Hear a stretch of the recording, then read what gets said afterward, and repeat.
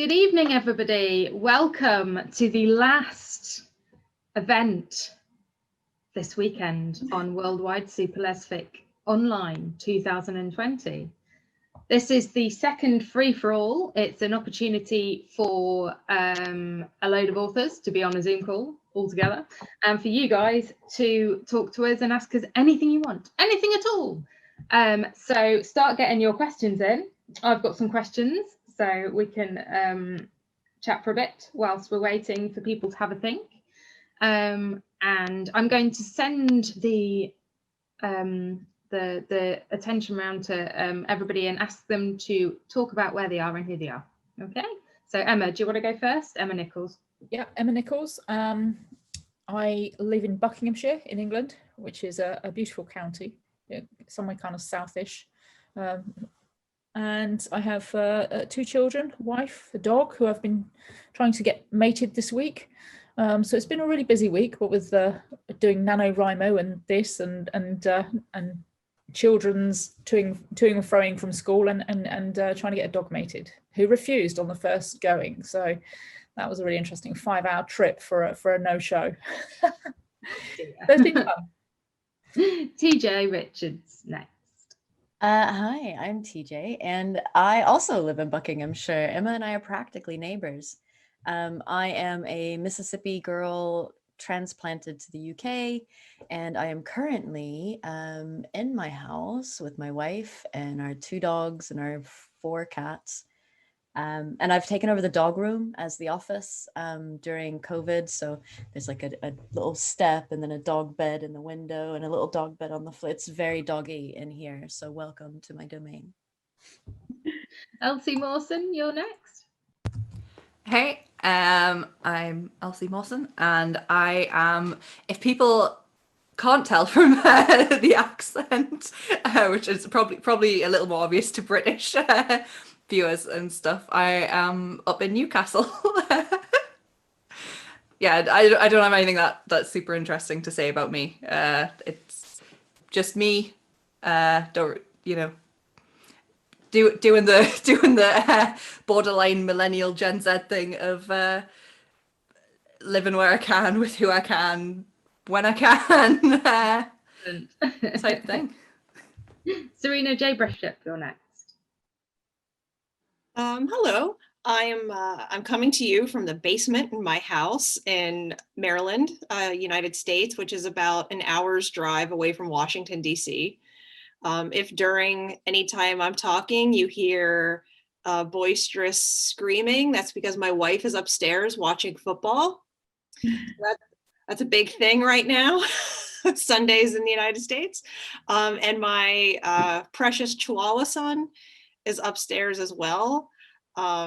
He may come down, but if I hear a little scratching, but I thought it was for the best for my attention span if he stayed upstairs.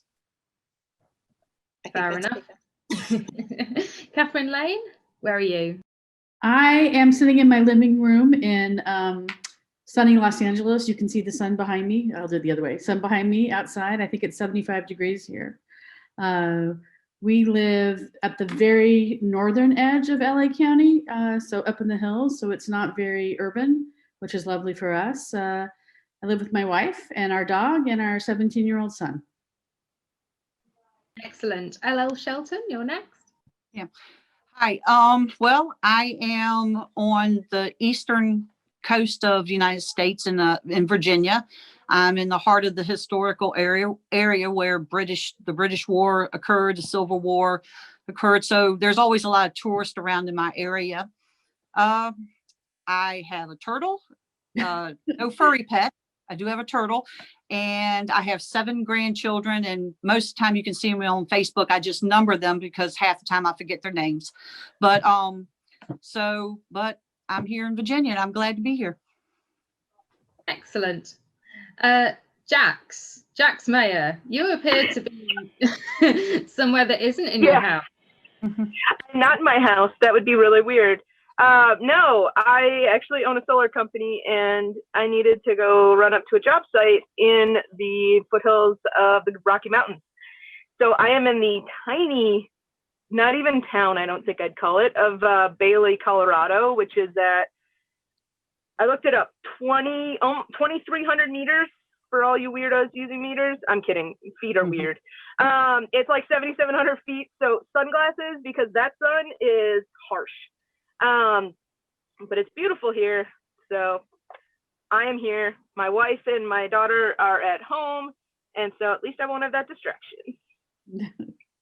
This is a good point. Okay, so we've got a question for everybody. Put up your hands if you've got a good answer for the question. Okay, so Laura Andriotti asks, many authors have international bestsellers accolades of Lesfic. Who would the panel pick for the accolade? It's a difficult question, isn't it? If you could award, okay, let's put it in a different way. If you could award any author an accolade, who would it be and what would the accolade be? Not touching that with a 100-foot pole. Sorry. I like go to the garage That's a and get my booby shovel trap. so I can just bury myself. That's a booby trap, and I'm not playing. We're all buffing cheeks out. Ugh. Oh, Yeah. Emma, go for I think Sarah Waters. it. Okay. Yeah. What Made, kind of? well, I made a Fingersmith. contribution, and early on, I think in at least a contribution that more people became visible to.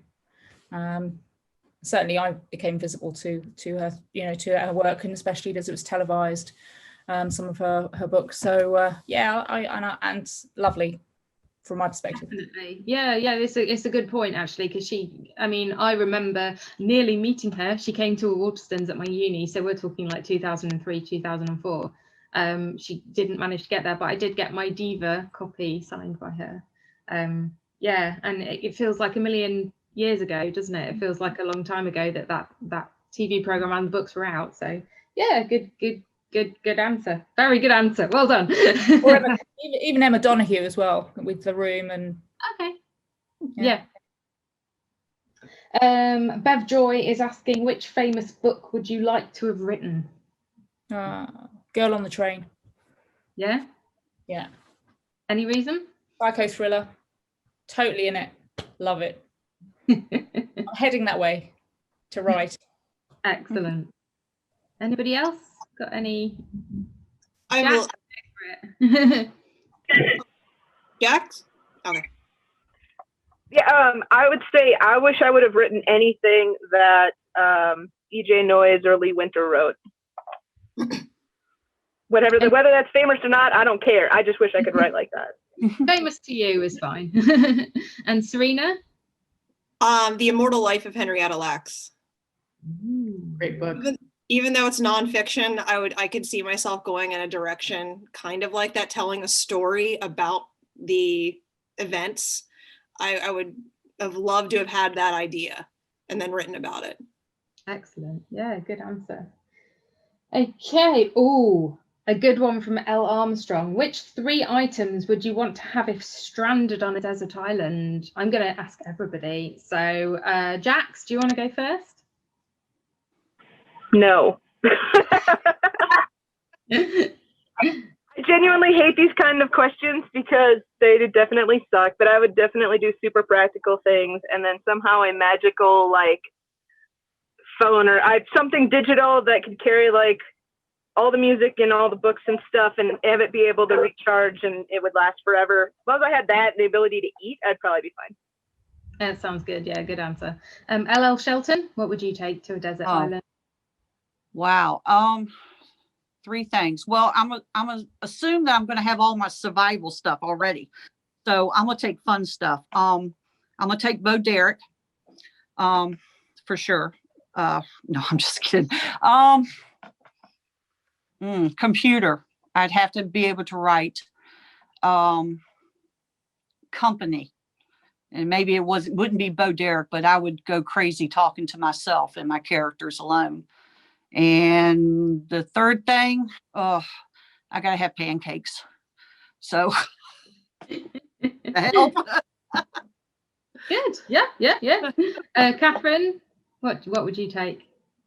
Well, I would definitely take my wife because I would die without her. Not because, I love her, which I do, but she has so much more common sense than I do. She's so much more practical than I am. And she can look at any situation and figure a way out of it, where I'd just be like, for the whole rest of the time. What else would I take? I would take oh my goodness.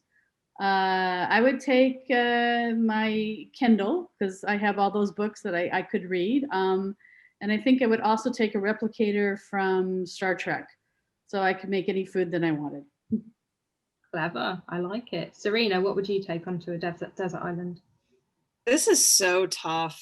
Like, I want to be practical, but at the same time, I'm probably going to die. So it's like, why not go out like having fun? So I'll bring my wife. Hi, honey. I think I'll grab like probably, let's say, a bottle of Kahlua and and maybe like so tough sunscreen, because I will burn within the first half hour. So even though I think I'm going to die, at least I want those last few hours to be non-burned with a decent buzz with my wife. Excellent. That's my Cool. Elsie Mawson, what would you take? Okay, well, again, assuming survival stuff, either I have it or I can, fashion shelter and find food and stuff. I think as well, computer, but I think it would specifically, it would specifically have to be probably like one of those really expensive portable drawing tablets that's like, it does all the other computery things and you can handwrite into it. But yeah, I'm like, it would have to be that or like an infinite note, something I can draw and do other write and also do other have another creative outlet. All in one device. Yes, and then a Kindle, because obviously that device would probably hit my eyes to look at if I was trying to read on it. So probably like paper Kindle, and probably a hot water bottle, because even assuming the rest of my survivally things I can deal with and find, like I like I like killing up with a hot water bottle. Fair enough. Yeah, good answer. TJ, what would you take? Oh, well, my first I was like, right, survival gear. I definitely need this and I need this and I need this. And I was like, oh no, we're not doing survival situation.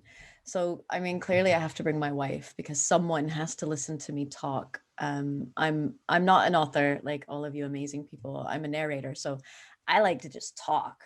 And I can't talk on my own without sounding crazy. So like I'll need to bring my wife. Probably my dog, just because she entertains me, and some chocolate. If I'm going to be on a desert island, I want some chocolatey calories to go with it. Yeah, that makes sense. Emma, what would you take?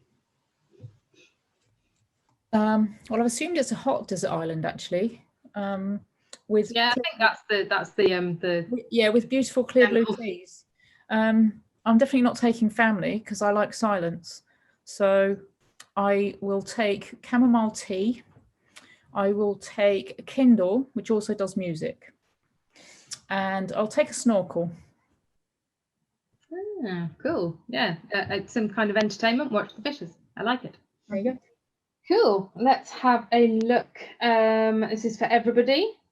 So we'll go to TJ first, actually, because the question is slightly different for you. What is the scene or book you have enjoyed narrating the most? There's so many different parts of the different books that I've done. I think my favorite, where I got to really just let my freak flag fly, was a book I did for Bridget Essex called The Wolf Diaries. And because it was done in first person sort of internal narrative, and I swear this character, like her mind worked like mine. So it was really like I was just being myself on microphone, and also falling in love with this amazing werewolf and having to go through all of these weird things. So I had the most fun, I think, doing that one just because it flowed so naturally. But everything that I do has so many fun parts in it. I mean, honestly, we could do like an anthology of me just geeking out in the studio. Excellent. Yeah, I've talked to a few narrators who have said that like you get so impassioned about what you're reading that yeah, it's difficult to pick a favorite thing, I guess. So for the authors in the group, what is the scene or book you have enjoyed writing the most? Emma, do you want to go first? Wow, that's a difficult one as well. It's always challenging because I like each one as I'm writing them, and for different reasons. So I love Madeline because the atmosphere of being post-World War II in France was just special, and Cosa Nostra recently, for different reasons. That's this year's. Just fantastic. Really loved writing that. Really loved it. Very special. Awesome. Elsie Mawson? It's so tricky to make me choose. Because I think because it's been long enough since I finished the series that I missed the characters. I think I will say the characters from my Royal Cleaner series, especially later on when Persephone joined the cast, because she was really a character. I like taking characters who have been antagonistic and sort of like, wow, this character's like kind of terrible, and then just like slowly just making them part of the team and part of it's just slow. So it's like, you know, it's just like she's all down to business and like, nope, I don't have time for, and then it's like just slowly realizing, oh no, she's like this because she's never had friends and we can be friends now, and like, you know, just I love doing that. So I think the final arc in that, like the final 3-book arc in that series was probably one of my favorites to write, and I ended the series where it needed to end, but I do miss the characters. Oh, that's nice. I like that you have a character that you kind of fell in love with, even though they weren't a great character at the beginning. You made them nice. That's cute. Serena?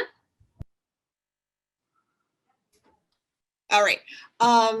There's two that are coming to mind actually, but I'll go with the one that's actually published, because the one I'm thinking from Miracles, I'm never quite sure after my publisher gets it, like how it will change.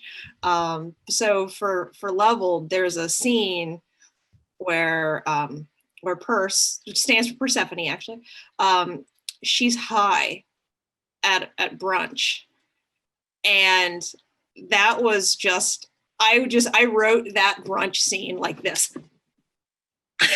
It just tickled me to death. And that was actually really hard to write because I'm honest to God, I've never been high. So I had to do a lot of YouTube research and ask a lot of friends about marijuana use. But that was just, I just got, it was fun to write. And I hope people like it who read it. I did. It was funny. I'm like getting red in the face as I was talking about it. Catherine Lane? I think, actually, I'm really enjoying writing the book, my work in progress right now, which is, always a really good sign. So I'm happy about that. But I think the book that sort of I enjoyed the most writing while I was doing it was Heartwood. Interestingly, it's my least popular book, so I'm not sure what that exactly means, but yeah, the characters have still stuck with me, and I love the setting. And there's, for me at least, it seemed a big jump from my first book to my second book, and I sort of reveled in that while I was writing it. Cool, awesome. LL Shelton? Well, I agree with a lot of the authors that a lot of the books, are on different levels, but the one that I always have that character hangover that I just miss is the characters in my Knights of Liliane book. Liliane has a family, and I feel I'm part of that family, and I miss those family members when I finish a book, and then it's another 6 months to a year before I get to see them again. So I miss that family a lot during that series. The other books, I miss them too, but for some reason those stick with me. Yeah, that must be really hard to be like in such a comfortable place with a group of characters and then have to write something else or stop writing them. That sucks. Jax? I usually like the most fun are the ones where there's something big that happens emotionally between the two characters. Like they're either coming back together for the, after something happened, or it's maybe that first time that they come together, and it's just, there's this intense emotion. And usually I'll know when it happens because I'll actually skip ahead to write part of it because I can't wait to do it. Because otherwise I'm sitting in the part that is all kind of a little angsty and icky. And I'm like, I need to fix this. And then I'll jump ahead and I'll write that moment. And like, those are usually the big ones for me. Okay, cool. Awesome. So let's have a look. We've got a question from Bev Joy. Which celebrity would you like to narrate one of your books? Anybody want to offer to answer that? Serena? I think I'd really like Kate McKinnon. I write a lot of humor, and she does so many impersonations of different gendered characters. I think she would do an excellent job. Awesome. Yeah, I guess like it's somebody who does impressions, that would be really cool to have, like, yeah, because they can change their voice for different characters. Anybody else got any suggestions? Jax, did you put your hand up? Sorry. Well, I mean, not like official celebrity, but honestly, I'm still just waiting for the day when I can afford Abby Craden. So like, that's still kind of a dream. I think a lot of people are in that situation. I've heard that name mentioned a lot. So yeah, I've not actually heard her narrate anything yet, but I'm sure I will at some point. She's been spoken about very positively. Okay. Oh, Bev Joy is on it today like a car bonnet with the questions. Excellent, thank you. So what is your guilty pleasure? Who would like to answer that? Will I pick on somebody? Go on then, Elsa. I mean, I'm mostly just raising my hand because I've developed a philosophy of not believing in guilty pleasures. If I like something, I like it, and I am going to tell people, like, I will tell people how deep into Five Nights at Freddy's I am. Like, that's it. Like, it's like, nope. I am aware. I am aware that I am not like an 11-year-old.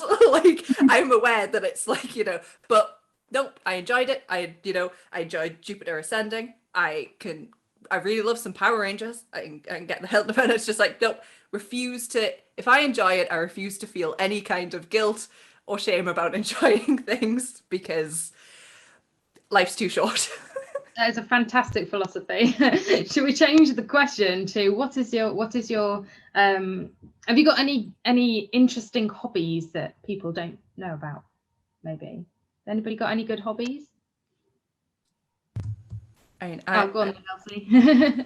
I can also basically during lockdown I've picked up every single like crafting hobby that I can like get my hands on. Basically trying to find something that isn't writing to like get basically stuff to get me away from my desk.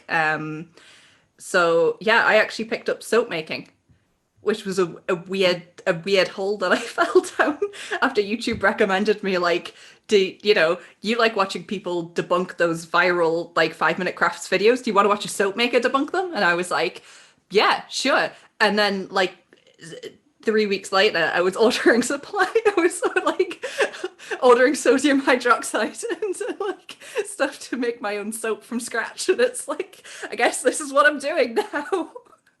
Definitely. I mean, craft stuff has boomed. I actually had an interview at a craft shop a few months ago, and the guy that interviewed me was just like, we are doing so well, despite the fact that the whole of the country is locked down. Like, we are selling so much. So yeah, craft is a big thing at the moment.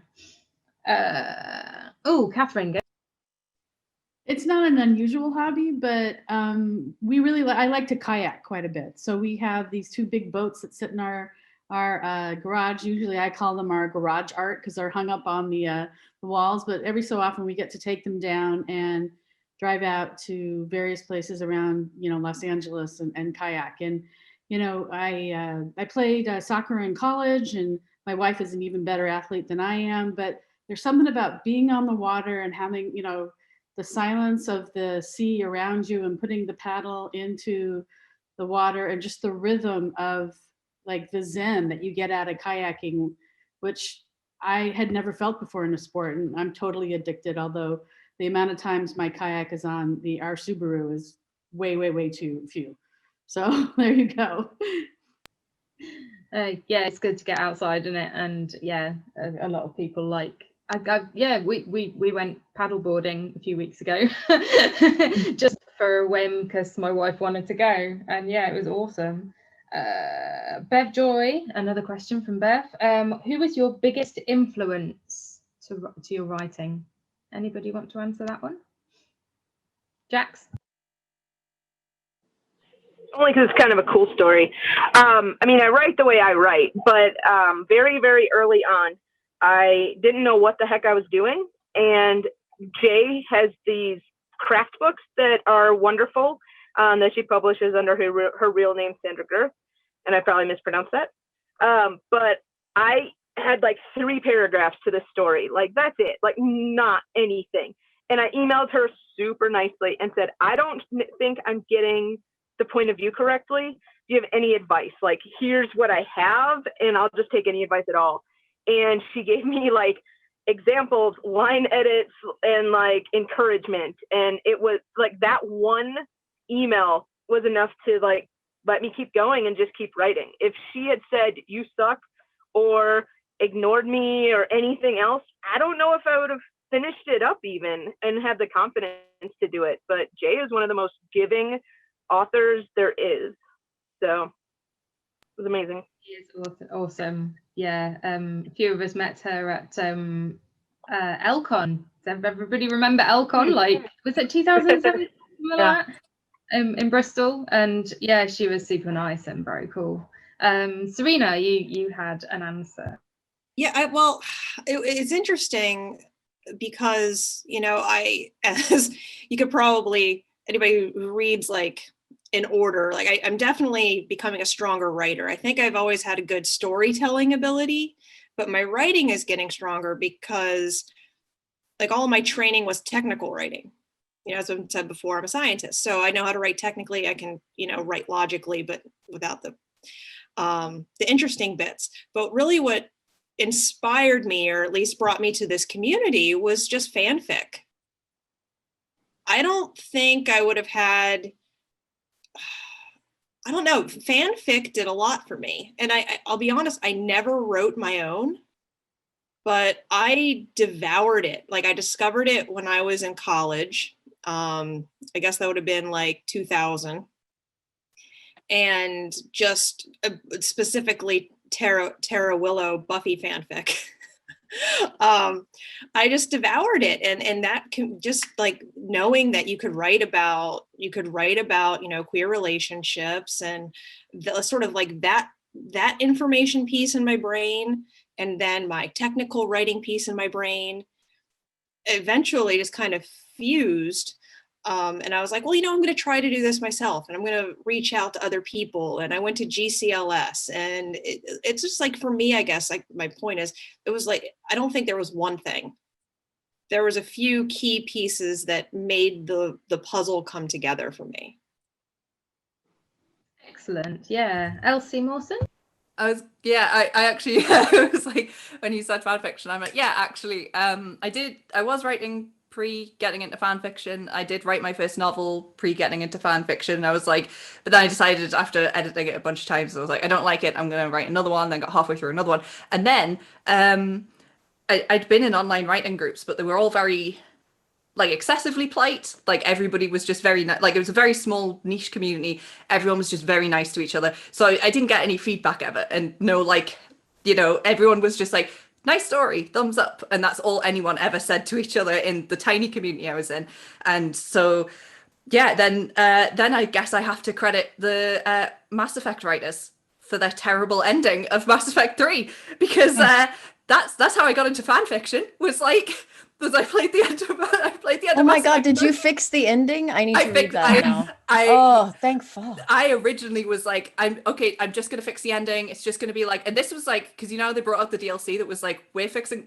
This was before that because I bought. This was like, I've only pre-ordered like 2 games in my entire life. I pre-ordered The Sims 3 and I pre-ordered Mass Effect 3, and like, so massive letdown when I like binged through the game, like finished it, and I was like, oh no, what's happened to all these characters? So I was like, I've got to write a little story that's what happened to all these characters, and then it became, no, I'm just rewriting the entire series from scratch, and then I wrote another like alternate universe one that was like 200k in the end, but I met a lot of people through that, and I met like people who had more like formal writing education, who were quite happy to sort of be like, yeah, I'm quite happy to sort of say, like, when I took down some stuff because I was like, this isn't very good and stuff, and sort of I had people who were willing to come to me and sort of say, look, I really like your stuff. If you're feeling like you're not really sure where you're going and stuff, do you want some help? And that really for me was like a lot of what I needed to do stuff. And it was also good to be writing for an audience who actually gave me feedback, and that was a lot of education, and just paying attention to what people responded to and what they didn't was a huge yes. So I guess the big inspiration for me was the writers at BioWare. What were you doing? Yeah, when you need to fix something, you're going to be more passionate about it, aren't you? It needed fixing. Jen, Hello? if I can. Yeah, thanks. Well, I want to kind of piggyback off what everybody said. I don't know if it's more of an influence, but I mean, I had my favorite authors, PC Cast, outside of our genre, and Harper Bliss inside, and they all influenced me. But mostly, what influenced me, I never planned to be a writer. I just wrote the first book because I had demons I wanted to get out, and then I started meeting people in the community, and I have to say, this is one community that we don't try to tear each other down, and it's not a competition. It's we help each other, and I've never seen it anywhere else, really, to tell you the truth, because it's always cutthroat and you got to be one above the other. And the Lesfic or the women loving women community, it's not like that. I mean, you reach out and people are there, and it's an amazing, I found, and that influenced me to keep writing and to maybe be there for somebody else new coming up, or not that I have that much wisdom, but it's amazing community. And I think that was the influence why I keep writing. Excellent. Yeah, the community is a big part of my writing as well. And these kind of get-togethers and talking to other authors and meeting other authors is pretty awesome. Does anybody else want to talk about influencers, or shall we move on to the next question? Okie dokie. The next question is, why can't I see all the comments? Where has it gone? Let's have another go. It's literally not letting me look at any of the comments. You're gonna have to send me that link to your fanfic, Elsie. I need to see how you fixed it. I cried angry tears. It's such an old one now that like I'm like it's when you like look back at your older work and you're like, no one should read this. Definitely the first one that was like the first fix it, and then the second one, which was time travel AU fix it. So it's like a very like, and it's a very like, it was definitely one of those things, the second one, that taught me like it's okay to be a little bit like, these plot lines that make people go, oh, like that's kind of like, like actually people like it, like people like cheese, people like just like good, like it taught me to not be so self-conscious about like, oh, is this too, I don't know if self-indulgent is the right word, because it's not really like, it's not like, I just mean like, I don't know, do you know what I mean? Like, I mean, like there's certain like tropes and like things where it's like, yeah, it might be a bit off the wall, but I'm doing it anyway because Do it. that's what I feel like doing, and what I think, you know, what I learned from people actually responding was oh yeah, actually the stuff that's maybe a bit like it does resonate with people when, you know, maybe it is a bit cheesy, maybe it is a bit like, you know. Who doesn't like a bit of cheese? Yeah. I've accessed the questions and Catherine has very helpfully messaged me some of them because my tablet wasn't working. So as authors, what are your views of Kindle versus paperbacks? And if that's not too old a question. Anybody? Serena, go for it. I'll come to you. And as a reader myself, I prefer paperback. I like had the feel of a book. I like the smell of a book. It becomes a sensory activity on so many multiple levels. Having said that, I like Kindle because you only have so much space. I do look after, you know, environmental impact and know that, you know, pages need printed and all of that. I like that on a Kindle or, you know, Nook or just some other type of ebook that you can adjust size and all of that. So the practical part of me likes the ebook, but like for me, when I think of like the soul of a book, I need to feel it. Like I need to like hug it. And you can sign it, you know, you can autograph it, and that's cool. It makes it more personal, I think. That's definitely a good point. It's good to see both sides. Elsie, what was your feelings on that?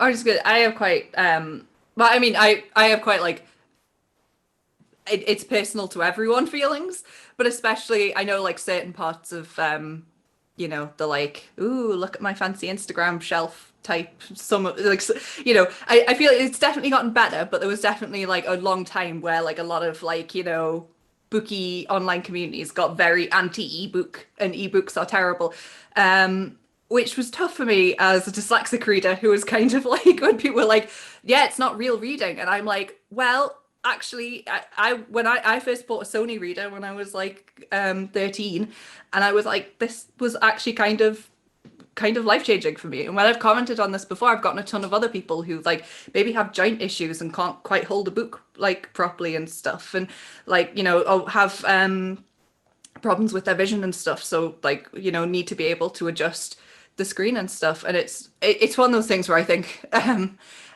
people don't always remember when they're talking about like ebooks and stuff, like how actually life-changing ebooks and audiobooks for that matter. I actually like for a lot of stuff, even in ebook format, like find the audiobook much easier to digest and stuff. Yeah, it's super important. But I also then I will also say but that is with the caveat of me being someone who is very pro like the removal of DRM and people actually owning their files and stuff. So I, you know, while I'm saying like, yes, I'm pro ebooks in a like, you should own, like if you've bought the files, you should own the files and the right to transfer them between any device that you want. And that shouldn't be like, you shouldn't just be licensing it, and it like Amazon shouldn't be able to take away a book that you bought. And it's why I make sure that all my books are, you know, even if like it's just on my Patreon before like they get published elsewhere, are available somewhere DRM free for people and stuff. But yeah, that's definitely. I completely agree that it's become way more accessible now that we've got ebooks and audiobooks as well. Emma, what was your opinion? Yep, I like paperback books for technical reading. So, and whether that's technical within the writing or just technical, my background psychology, so I'm used to kind of flicking through where you can go backwards and forwards within a book quickly. You can't really do that on a Kindle so much. You have to know where the page is for you to go back to it, and you have to do all sorts of funny things. I love the Kindle, absolutely love it. It's my favorite way to read because I can lie in bed and read a novel, and it's brilliant. But for technical, no, it doesn't work. I can't it's just because I have to pin everything and I'd forget where I've pinned it and I'd be all stuck all over the place. So no, it's kind of fun to have both options anyway. But yeah. Yeah, definitely. Different types of reading as well, like non-fiction and stuff. Catherine? I love holding a book in my hand. I love the weight of a book in a backpack as you're walking around during the day. But having said that, I would say that the digital readers and the digital reading has really opened up the Lesfic world for us. And I know that I, for one, probably would not be sitting here on this panel if e-readers and ebooks weren't out there. I love the accessibility of it, and I think that we've all really benefited from that. So I have to say that, wow, I mean, if it didn't exist, it would be horrifying. Absolutely. Anybody else want to answer that, or shall I move on? I shall move on. As a question from Laura Andriotti, being introduced to you authors for the first time, which book of yours would you recommend as an introduction to your writing? I'll ask everybody. Which audiobook, TJ, would you recommend somebody? Is that a weird question for you, or? No, I mean, I love all my books. I think, Serena, you said it earlier, as you write, you get better, you become better at your craft. And it's the same for audiobooks. The innate ability to tell a story is one thing, but the ability to get that across in audio in the way that I hear it in my head is something that takes some skill to learn and figure out how to do it. I'm still learning. So I always feel like my last book that I've done is always my best technically. And I think the last one that I've done was with Lisa Gold, and that was Scent of Rome. So I think that the audio on that is perfect. You go back and listen to like my original audiobooks. I was so passionate and they are so terribly sounding. Like, don't listen to them. But yeah, I think the last one that I've done with Lisa Gold, who's an amazing author anyway, but she lets me give my voice to a lot of her stuff, and I really like that. So yeah, I'd say that one. Awesome. Emma? I think it's a difficult one for me because I've written across different aspects of the genre. So, anything from rom-com to there's contemporary, there's historical, there's rom-com, there's more plot driven with the mafia stuff, all of which is romance based around it. So I think, if you want to start at the beginning of my journey as a writer, start at the beginning, which would be finding you. And if you want to just pick up from where I'm at, start at the end, which is this year's, and then go back and go through it that way. But if you particularly like rom-com, then go with the rom-com series of books that I've put out. And I think it depends on what you're looking for, really. Fair enough. Elsie, what should people read first if they want to delve into your books?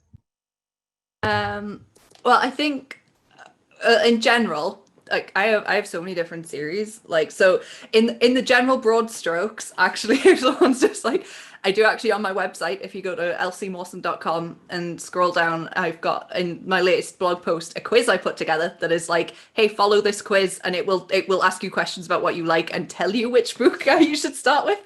But like, just for I like it.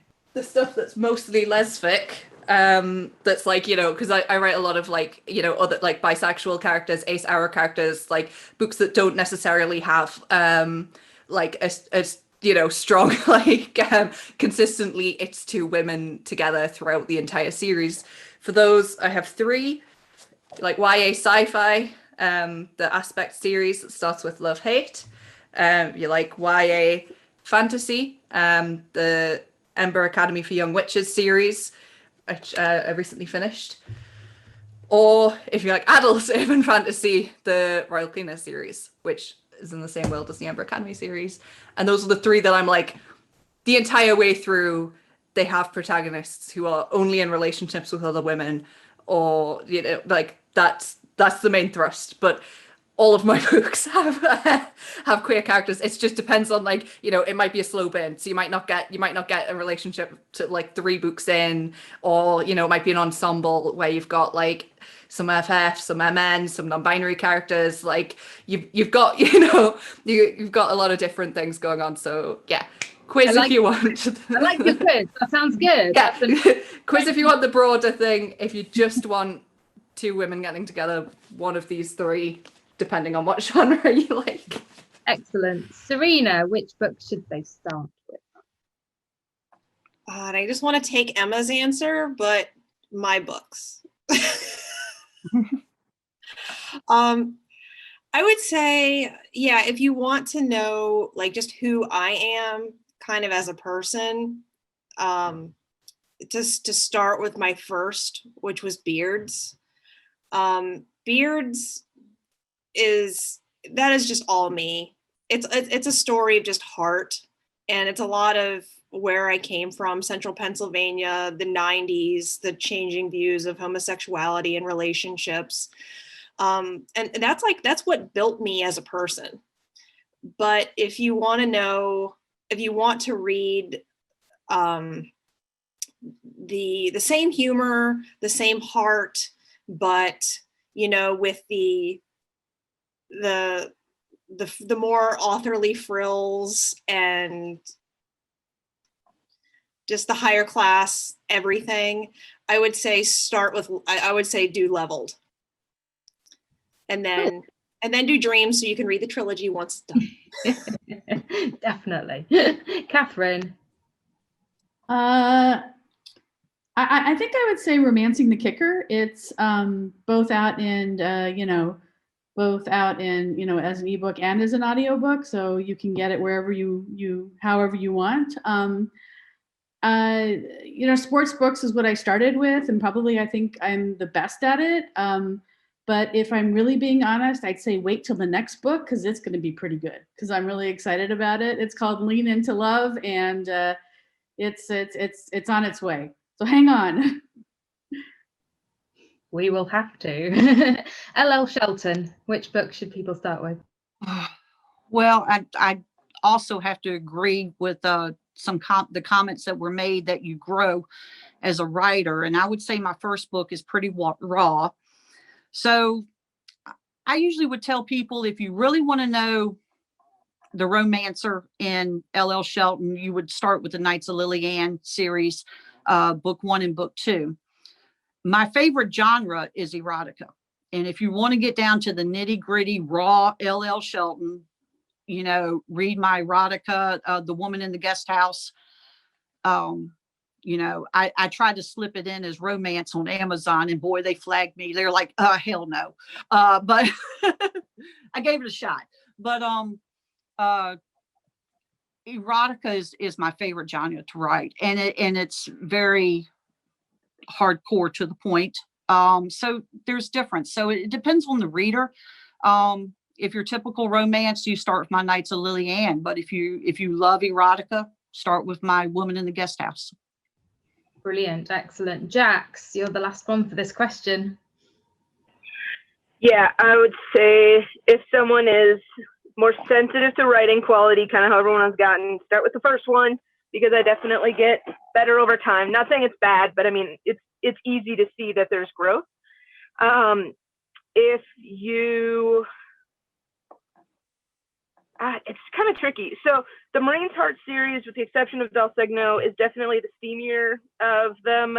And if you really want to get an understanding, maybe of some people you've met that are veterans that served during Don't Ask, Don't Tell, or just in general dealing with homophobia in that situation, if you want to kind of understand that, I would recommend just jumping into the Marine's Heart series. It's easy to follow with zero understanding of the military. But if you like maybe like more grittier characters, I would say read Rising from Ash. I based Phoenix very, very much on my wife. And so it's a little, she's a bit of a rougher character, but she's got a heart of gold that she can't see. And also if you're really into food, because Phoenix is a cook, and I based like all the food that gets made in that is based off stuff my wife makes, or I just asked her, I'm like, how would you make this? So it's very different from the other books, but so it's like kind of depends on what you want your format to be, right? What you want the topic to be. But I'd say everything except El Signo has a lot more steamier moments.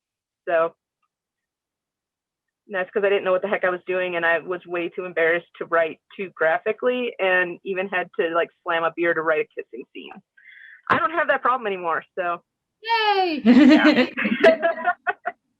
Excellent. Well, it is 9:20, and we are definitely out of time for this panel, our last panel. Thank you so much, everybody who's been here. Thank you so much, all the people that have sent in questions. They've all been awesome. Guys, if you want to go check out the live Twitter, oh my goodness, it's too late, live Facebook, Facebook Live comments. If there are any questions there that you'd like to answer, feel free. There are lots of comments about what have been said and stuff. So, you know, go like stuff. I'm going to do a very quick video in about 5 minutes to say goodbye and talk about what we're doing next. So thanks so much, guys, and have a great evening. Thanks, Jen. You've been Bye. great. Thanks, Jen. So much. Thanks, Jen.